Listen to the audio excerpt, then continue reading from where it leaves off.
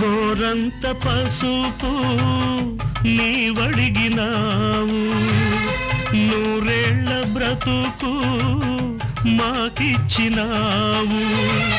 క్షణమొక్క రుణమై పెరిగింది బంధం, త్యాగాలమయమై సంసార బంధం. నీ చేయి తాకి చివురిల్చే చైత్రం, ఈ హస్తవాసే నాకుందనేస్తం. అనురాగ సూత్రం మా ఇంటిలోన మహాలక్ష్మి.